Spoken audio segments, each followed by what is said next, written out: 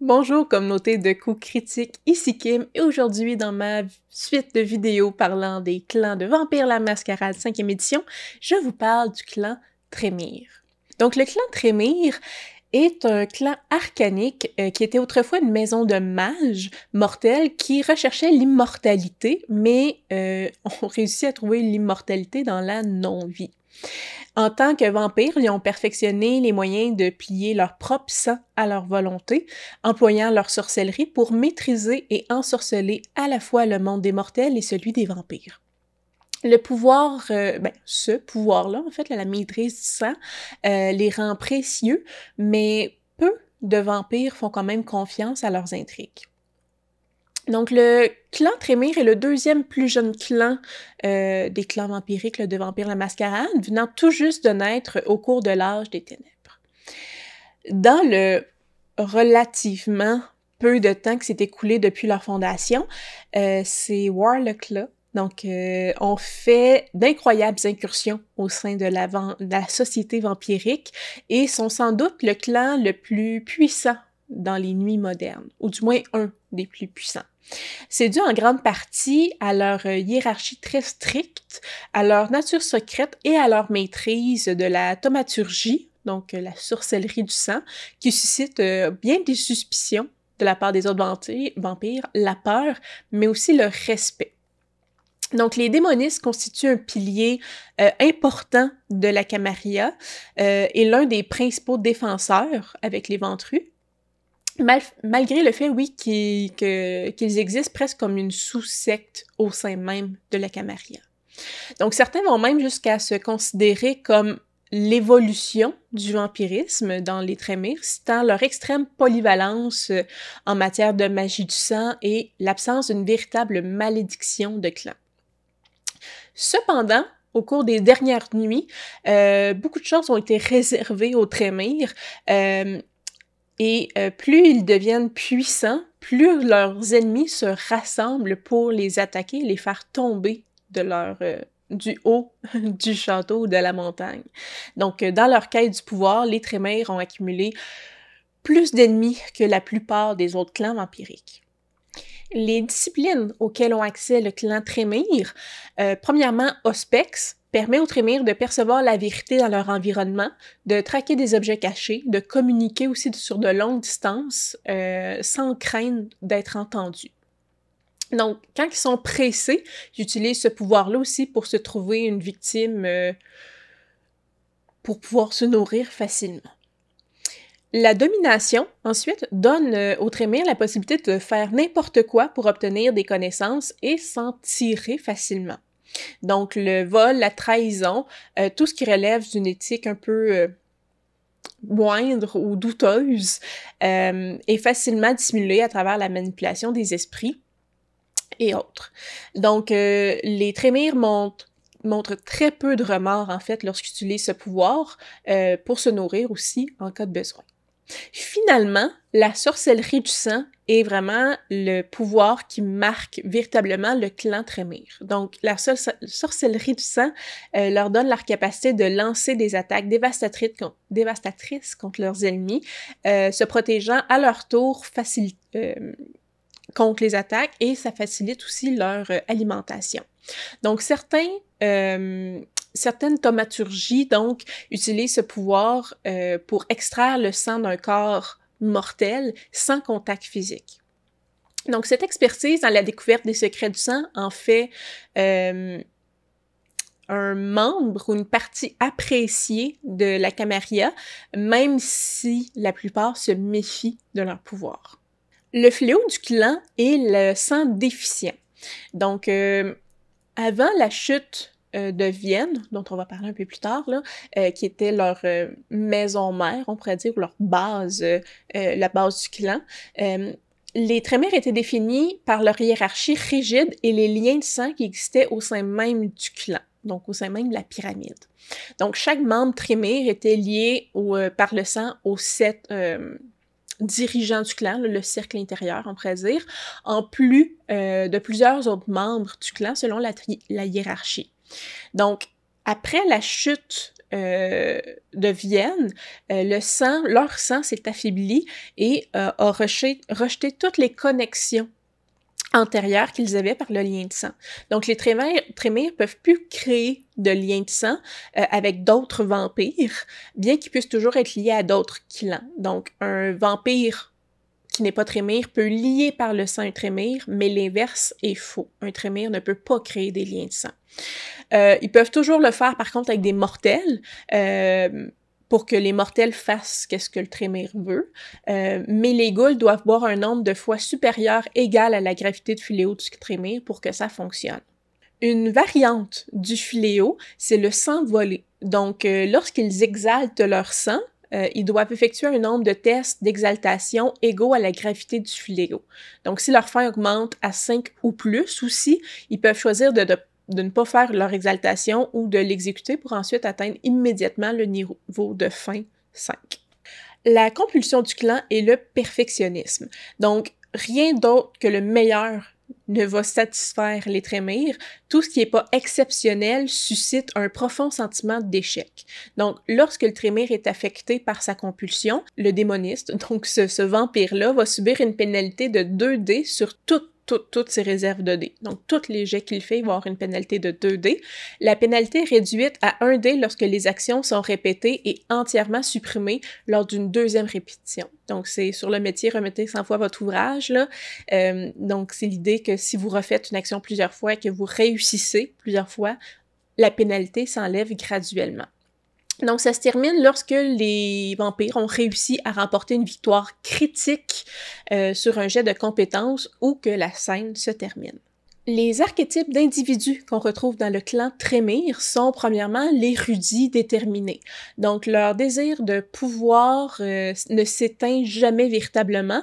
Et quand ils entreprennent à peu près n'importe quelle tâche, quel que soit le péril, ils vont tout faire pour atteindre... obtenir de l'information, ne serait-ce qu'une petite bribe. On a aussi l'expert en sorcellerie, qui est reconnu pour ses compétences, dans le fond, dans l'occultisme mortel, on pourrait dire. Donc, les mortels reconnaissent ce talent d'occulte-là. Donc, ces connaissances n'ont fait que croître à mesure que les vampires tentent de pousser leur sorcellerie sanguine au-delà des limites normales. On retrouve aussi le détective de l'Éternel, donc bien que la connaissance soit leur objectif premier au trémère, ils trouvent qu'aider et aider les autres à percer leur mystère est un véritable objectif. Donc ça rentre dans les choses qu'ils aiment et découvrir des choses pour d'autres personnes est aussi une alternative viable pour eux. Donc peut-être que c'était quelqu'un qui était détective dans sa propre vie, mais ils dirigent désormais leurs propres entreprises pour continuer à travailler principalement pour d'autres vampires. Finalement, on a l'influenceur, le podcasteur de niche, là. Donc, alors que d'autres vampires préfèrent se cacher dans l'ombre et ne pas être vus de la société mortelle, ce trémère-là va s'efforcer de construire un culte de la personnalité en ligne. Donc, il va s'essayer à ses arts sombres, donc à la sorcellerie du sang, en utilisant les mortels qui font preuve d'un réel dévouement à cette personne-là.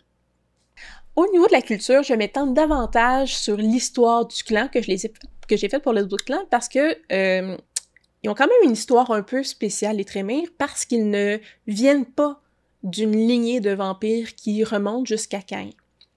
Donc, les Trémères ont commencé à exister sous le nom de la Maison Trémère, qui est une maison de mages mortels de l'ordre d'Hermès, nommée en l'honneur du chef fondateur de la maison, qui était Trémère. Donc, à la fin du premier millénaire, ils se rendirent compte que les arts hermétiques occultes qu'ils faisaient étaient défaillants et que les potions d'immortalité qu'ils créaient ne fonctionnaient simplement pas. Donc, face à la possibilité de tout perdre les connaissances qu'ils avaient acquises durant leur vie, leur pouvoir, Trémère a ordonné des recherches sur des méthodes alternatives pour survivre à la mort. Donc, la maison Trémère a entrepris de nombreuses expériences à ce moment-là, mais c'est Goratrix, qui était un fidèle de Trémère, mage du groupe, qui a trouvé une solution dans son enquête sur les vampires. Donc, en 1022, Goratrix va inviter Trémyr et les 6 plus proches conseillers du fondateur à participer à un rituel qui promettait la véritable immortalité. Donc, seul Goratrix et peut-être Trémyr, mais encore là, on le sait pas, savaient ce qui allait se passer. Mais à la fin du rituel, tous les participants ont perdu connaissance et ont renaquis. C'est ça, ils renaissent sous forme de vampires, leur avatar étant détruit et leur capacité magique était perdue. Donc, les mages avaient acquis leur immortalité, mais perdu le pouvoir pour lequel ils vivaient, pour lequel ils voulaient devenir éternels. Donc, bien que les autres auraient probablement tué Goratrix pour sa folie ou sa supercherie, Trémyr leur ordonna de ne pas le battre, de ne pas le tuer, et déclara qu'il resterait à ses côtés, laissant leur chanterie entre les mains de leurs subordonnés, pendant qu'ils découvraient les pouvoirs de leur nouvelle forme en secret.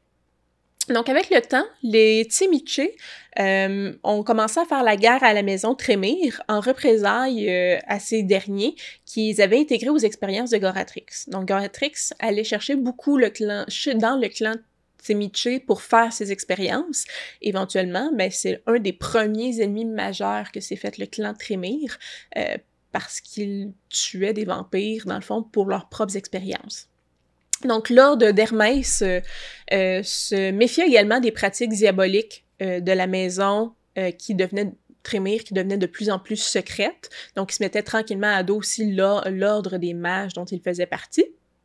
Mais au début du moins, parce que ça a changé avec le temps, Trémyr a réussi à les convaincre là, de ne pas enquêter davantage. Donc finalement, c'est en 1037 que Trémyr a rassemblé les 7 canites nouvellement transformés et leur imposa le lien du sang. Donc le fait de boire le sang même de Trémyr a fait qu'ils ont eu un lien où ça devient extrêmement difficile de porter atteinte ou d'aller contre le bien de la personne avec qui on est lié. Donc, il a déclaré en fait ensuite que la maison Trémyr serait restructurée avec une nouvelle hiérarchie pyramidale. Il s'est placé au sommet en tant que primus de la maison. Et dans le fond, les 7 plus proches partisans ont formé le Conseil intérieur des 7 qui existe encore là, dans les nuits modernes. Donc, ils ont commencé tranquillement à embrasser ou à étreindre le reste des vampires, des maintenant vampires, en fait, là, des mages de la maison Trémyr qui n'étaient pas encore vampires. Et chaque initié était lié au conseil intérieur pour garantir sa loyauté. Donc, chaque nouveau vampire dans le clan devait être lié par le sang aux 7 membres du cercle intérieur, ce qui les rendait... on pourrait dire vraiment dans le terme hiérarchique, là, des sujets du cercle intérieur. Donc, avec le temps, tous les membres de la maison Trémyr soit sont morts ou sont devenus vampires. Néanmoins, la maison ou le clan Trémyr se sont quand même retrouvés comme citoyens de 2e zone ou même de 3e classe là, parmi les morts vivants. Donc, quelle que soit l'audace avec laquelle les Trémyr ont fait preuve pour devenir vampire, en fait, cette audace-là était ignorée par les clans qui étaient résolument, traditionnalistes, et ils étaient souvent chassés des villes par les princes qui ne voyaient pas d'un bon œil, dans le fond, ces mages du sang-là. Donc, la réponse des Trémyr face à ce rejet-là fut encore plus audacieuse, on pourrait dire, que de devenir vampire, là. Donc, à fur et à mesure que Trémyr et Étrius, qui était un autre, on pourrait dire son bras droit, acquéraient rapidement ou davantage de connaissances vampiriques, ils ont découvert l'histoire de Caïn, l'histoire des antédiluviens aussi, ainsi que les avantages de la diablerie, donc de boire le sang d'un vampire jusqu'à la dernière goutte pour consommer toute la vitée du vampire et sa puissance. Donc, cherchant à s'établir comme un clan à part entière, Trémyr recherchait un fondateur de clan pour le diaboliser et il a choisi Solo, qui est l'énigmatique fondateur du clan Salubri. Donc, en 1133, Trémyr et le Conseil intérieur ont découvert le tombeau de Solo dans le désert anatolien. Et, bon, Trémyre a diabolisé l'antédiluvien. Il est rentré rapidement dans une torpeur qui a duré quand même assez longtemps, laissant le conseil intérieur là, diriger le clan et détruire les salubris qui restaient. Donc, maintenant, c'est pour ça qu'on dit qu'il y a 13 clans, mais des fois on dit 14 clans dans Vampire la Mascarade, la 5e édition, parce que les salubris sont très, très peu nombreux, parce qu'ils ont presque tous été tués à cette époque-là par le clan Trémyre, et aussi pour d'autres raisons je vous dirai dans la vidéo appropriée. Donc, au 15e siècle, les Salubriens étaient presque plus qu'une légende, en fait, et les Trémyre étaient pleinement reconnus comme un clan. Donc, est arrivé par la suite, bon, la formation de la Camarilla qui a marqué une montée et assumé la légitimité du clan Trémyre. Ces derniers ont aussi utilisé la sorcellerie du sang pour faciliter la communication, la coordination entre les anciens vampires entre eux, qui était nécessaire pour soutenir l'effort de créer cette secte-là. Et ils ont aussi jeté une malédiction sur l'ensemble du clan Banu Hakim, les empêchant de boire le sang des vampires sans courir un extrême danger. Parce que les Banu Hakim sont quand même reconnus pour la diablerie du sang. Et donc, ils ont, on pourrait dire, maudit pour cette raison-là. Ce qui fait que, encore, un autre ennemi parmi tant d'autres, les Trémyre et le clan Banu Hakim, traditionnellement, ne s'aiment pas du tout. Donc, les Banu Hakim ont jamais vraiment pardonné aux Trémyre ça, et la rivalité se poursuit jusqu'à présent, même si les Banu Hakim sont maintenant entrés dans la Camarilla, dont les Trémyre est un membre très important. Au niveau de l'organisation du clan, parce que c'est quelque chose qui distingue beaucoup le clan Trémyre, donc le clan Trémyre est le clan le plus strictement organisé. Chaque membre sait où il se trouve en autorité parmi ses pairs, dans l'échelle d'autorité, on pourrait dire. Donc, ça crée une illusion d'union et une coopération totale face aux autres canites. Mais sont quand même rares ceux qui connaissent véritablement la hiérarchie du clan et la politique intérieure. Donc, le fondateur, donc Trémyre lui-même, là, qui devenu, là, entre très gros guillemets, l'antédiluvien du clan, parce qu'il a diabolisé un antédiluvien, est assis au sommet de la pyramide et est censé diriger l'ensemble du clan. Donc, bien que très peu de vampires l'aient déjà vu, ou qui a été témoin, dans le fond, d'une action directe que Trémyre aurait déjà faite. Donc, beaucoup croient même que il s'agisse pas d'une personne réelle, que ça serait plus un idéal pour la cause Trémyre ou un symbole de leur unité. Donc, sous lui, on retrouve vraiment dans toutes les sphères l'importance du chiffre 7 aussi.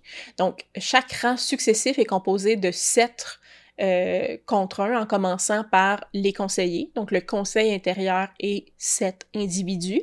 Les membres, dans le fond, se nomme vraiment le conseil intérieur des 7, là, et c'est les véritables dirigeants du clan, chacun étant chargé de diriger les efforts du clan dans une partie particulière du monde. Chaque conseiller, donc, se nomme 7 pontifes qui vont être sous eux. Donc, les pontifes supervisent une vaste région, comme une partie d'une nation, des groupements de plus petits pays, des îles, et va superviser 7 seigneurs. Donc, les seigneurs sont responsables d'un petit pays, d'un groupe d'États, utilisent leur influence, leur connaissance pour influencer les Trémyre dans les domaines et influencer les régents qui se trouvent juste sous eux. Donc, les régents, c'est les figures les plus visibles de l'autorité des Trémyre. Un régent dirige une chantry, qui est une maison, on pourrait dire, là, de Trémyre, et est chargé de sa surveillance. On retrouve les magistères juste entre deux, qui, dans le fond, ce Trémyre qui n'a pas cherché le pouvoir, mais qui est plutôt devenu un conseiller de confiance qui gère les conflits dans les différentes chantries. Donc, le magistère éduque et veille au bien-être des apprentis. Les apprentis, pour leur part, sont les plus jeunes en termes d'âge de vampire, là, et les plus nombreux. Ils doivent passer une grande partie de leur temps à s'entraîner, à répondre à certains besoins de leur chantry, ou à jouer les politiques du clan du mieux qu'ils sont capables de le faire là, avec leur inexpérience de jeunes vampires. Donc, certains aussi, on s'entend, ne dépassent jamais ce stade-là, soit parce qu'ils sont plus intéressés par la politique de la Camarilla que celle interne du clan Trémire, ou parce que leurs propres affaires, dans le fond, pour s'élever dans le clan, là, ne les intéressent pas particulièrement, ou que le seigneur aussi de la région voit pas la nécessité de créer une nouvelle chanterie, un nouveau régent, donc ils ne sont jamais donnés de promotion parce que ça bloque au régent.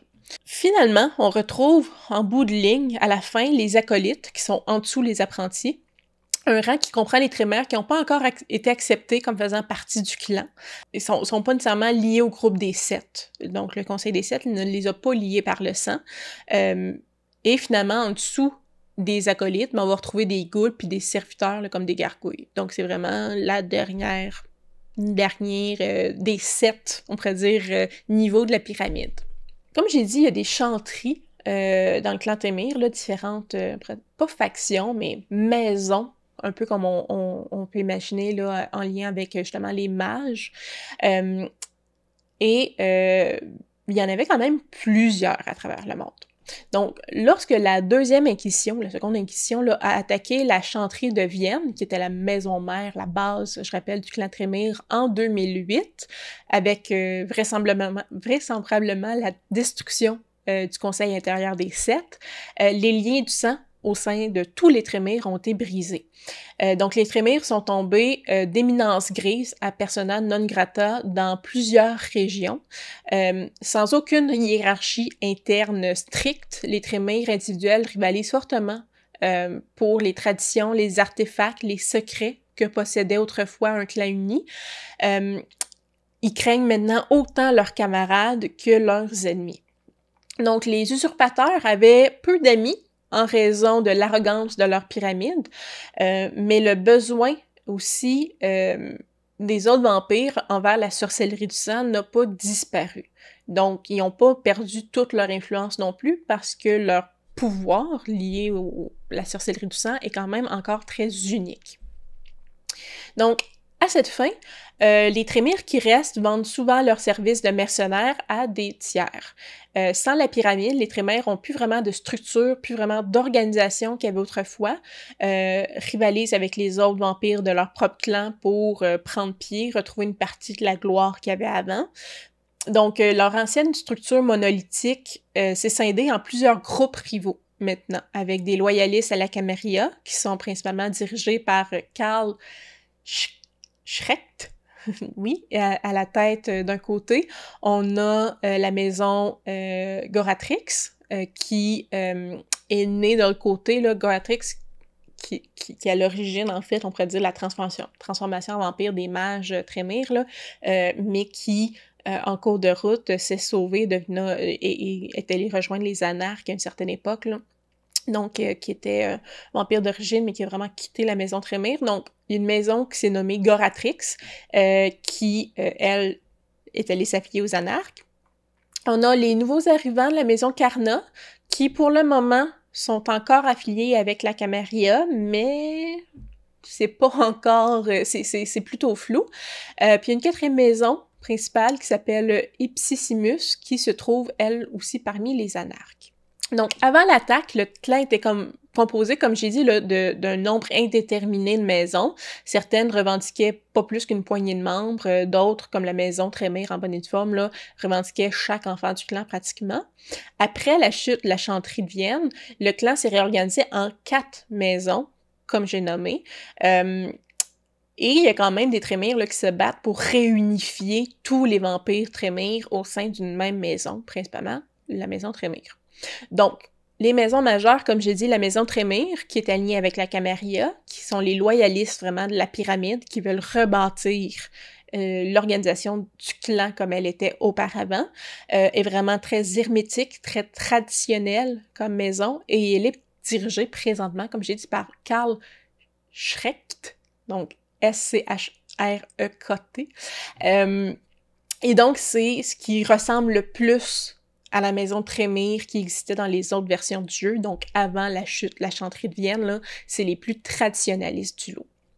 La maison Carna, qui est une autre maison très importante, je dirais, est vraiment la cellule dissidente qui a été créée par Karna elle-même, et elle cherche, elle et ses participants, là, ou ses membres, on va dire, cherchent à se séparer des liens de sang que la pyramide avait créés. Donc, ce rapport-là de soumission qui était vraiment dans la pyramide avant, eux sont vraiment contre ça et cherchent à s'en dissocier le plus possible. Donc, après la chute de la pyramide, ce groupe a quand même attiré de nombreux Trémyres qui étaient parmi les anarques et des membres qui avaient été quand même mis de côté par la Camarilla. Donc, elle a attiré plusieurs de ces membres-là parce qu'ils revoient un peu une nouvelle forme de maison Trémyre qui les intéresse quand même beaucoup. Donc, elle cherche... La maison Karna ne cherche pas des adeptes en soi, mais reconnaît la valeur d'en avoir. Mais elle fait pas du recrutement là non plus. Et à l'ère moderne, la maison Karna milite principalement pour la modernisation et la féminisation du clan Trémyre, qui était très patriarcal aussi. Et il y a une grande, on pourrait dire compétition, ou du moins rivalité, entre la maison Trémyre et la maison Karna.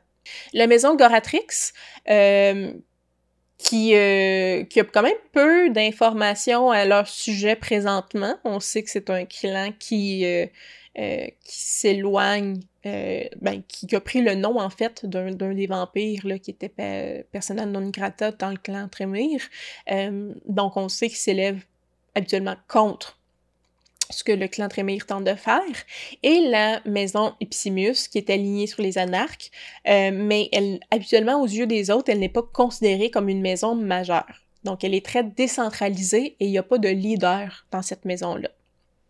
Au niveau de l'étreinte, les Trémyres sont très sélectifs quant aux personnes qu'ils vont embrasser et le font normalement en passant aux besoins du clan. Donc, une condition qui est renforcée par le fait que le régent local doit donner la permission à un individu d'en engendrer un autre. Les individus dotés d'une forte volonté ou de personnalité agressive sont normalement recherchés à condition qu'ils aient l'esprit clair, dans le fond, puis qu'ils puissent apprendre à faire partie d'un plus grand ensemble qu'est le clan. Donc, les candidats étaient des érudits dans la vie et beaucoup se donnaient à l'occultisme à un certain niveau, à un certain degré, bien que ce soit pas une condition préalable pour autant. Bien sûr, il existe des étreintes, dans le fond, un peu plus inhabituelles, par amour, pour gain politique ou des accidents, mais c'est quand même beaucoup plus rare au sein du clan Trémyre. Donc, les régents font souvent tuer justement ces exceptions-là, donc, ces exceptions, oui, ces erreurs, quand même, ils les font tuer immédiatement avec une punition appropriée infligée au sire qui a créé ces enfants-là. Mais encore là, il y a souvent des exceptions. Donc, les manigances politiques se font, sont très présentes à ce niveau-là. Donc, peu de temps après avoir été embrassés, les nouveau-nés Trémyre sont obligés de s'engager à respecter le code Trémyre qui précise ce qu'on attend d'eux, les activités qui pourraient leur valoir aussi la défaveur du clan. Le nouveau-né doit boire le sang du conseil intérieur, dans le fond des sept, à travers un rituel appelé la transsubstantation des sept, ce qui lui permet de faire un pas vers un lien de sang avec les dirigeants du clan, assurer un certain degré de loyauté aussi envers ses pairs. Donc ensuite, leur formation commence, même s'ils continuent de lutter dans leur transformation en vampire, là, mémoriser les traditions, apprendre à se nourrir. Donc, ces facteurs-là, quand même, mènent à un certain taux d'échec chez les Trémyres nouvellement embrassés, parce que on leur demande beaucoup très rapidement. Et certains vont devenir fous ou mettre fin à leur vie parce qu'ils trouvent le changement vers devenir vampire trop difficile. Dans la société mortelle, c'est vraiment à l'époque victorienne qu'on a vu une montée vraiment de l'occultisme par les mortels, là, que les Trémyres ont pas tardé à en tirer profit. Donc, ils ont infiltré de nombreuses sociétés secrètes qui ont surgi parmi les classes supérieures et les classes moyennes. Ils en ont tiré beaucoup d'enfants, ils ont transformé beaucoup de gens à ce moment-là. Se sont trouvés des serviteurs, des troupeaux auxquels s'abreuver aussi. Ça a également permis aux Trémyres de pratiquer leur talent plus ouvertement. Donc, bien que toujours dans les limites là, de la mascarade, on s'entend, Alors, ceux qui auraient autrefois brûlé sur un bûcher, comme mage imprudent, là, faisant de la sorcellerie, maintenant, à partir de ou dans la grande phase là, de la mode de l'occultisme, la société victorienne, les gens étaient captivés, ça excitait les mortels avec les concepts de divination, conjuration, communier avec les esprits. Et donc, dans la société mortelle, encore à ce jour, on peut les trouver beaucoup dans ces domaines-là de l'occulte, tout ce qui est les tireurs de cartes, les tisseurs de bonne aventure, on va les retrouver imbriqués dans la société à ces niveaux-là. Au sein de la société vampirique, ils présentent encore à ce jour un front toujours uni. Compte tenu de leur histoire d'usurpateurs ayant accaparé le pouvoir vampirique, là, sont obsédés par l'image et la réputation de leur clan. Sous ce vernis-là, par contre, là, on s'entend, la hiérarchie unie de la pyramide engendre une concurrence là, impitoyable, et surtout maintenant que la pyramide est un peu démoli, le vernis craque. Donc, on voit maintenant beaucoup plus cette concurrence-là entre les trémires. En tant que tel, l'existence nocturne de nombreux trémires devient un labyrinthe politique, le byzantin, où des intrigues sans fin, des manœuvres acharnées se cachent à chaque détour. Et autant dans le bas de la pyramide qu'en haut de la pyramide, il y a ces manigances-là. Et encore plus maintenant, là où les maisons essaient de se restructurer et de prendre de l'ampleur face aux autres maisons qui se créent. Outre la hiérarchie du clan, les trémires forment aussi parfois des factions politiques, créent des cultes aussi distincts, ont des activités, des intérêts aussi occultes distincts. Ces groupes-là restent la plupart du temps quand même informels, donc ils maintiennent leurs propres organisations, mais en respectant la hiérarchie trémire habituelle tout de même. Les trémires, donc, c'est l'un des principaux piliers de la Camarilla aussi. Les trémires, les ventrus et les toréadors sont vraiment les 3 clans clés de la Camarilla.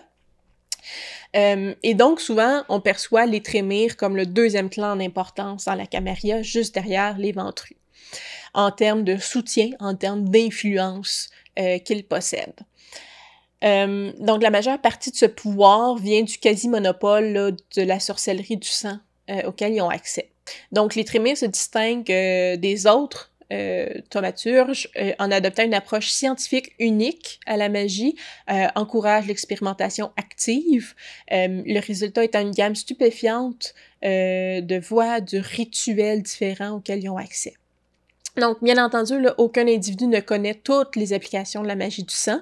Cette connaissance constitue naturellement une des principales formes de troc aussi au sein du clan, et même quand les vampires aimeraient apprendre la sorcellerie, des vampires autres que le clan Trémire désirent apprendre la sorcellerie du sang, c'est un troc très important pour eux. Alors voilà, c'était ma relativement longue histoire du clan Trémire. Clan qui a beaucoup changé dans la 5e édition parce que ils se sont fait attaquer par la 2e Inquisition, la 2e Inquisition, ce qui a grandement affaibli le clan, et ce qu'on voit maintenant apparaître des maisons distinctes qui rivalisent de pouvoir, donc un front beaucoup moins unifié qu'auparavant.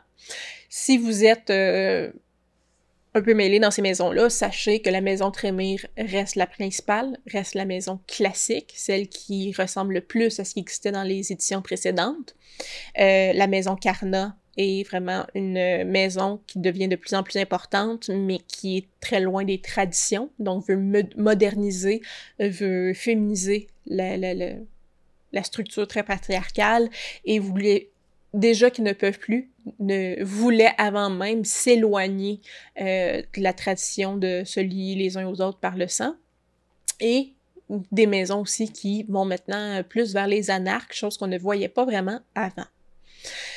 Si vous avez des questions sur la maison, le clan Trémire, maison Trémire aussi, si vous avez des commentaires, n'hésitez pas à les mettre ici en dessous dans la section faite à cet effet. Si vous avez aimé la vidéo, un petit pouce en l'air, ça m'encourage tout le temps. Puis sinon, ben, si vous voulez voir les vidéos en avance, il en reste pas beaucoup, là, il reste les Timiche, il reste les Salubris, il reste les Mal qui viennent. Donc, si vous voulez voir ces vidéos-là en avance, pouvez venir sur Patreon, ils sortent une semaine en avance à chaque fois. Et sinon, ben, on se dit à la prochaine fois et ayez du plaisir dans vos parties. Bye!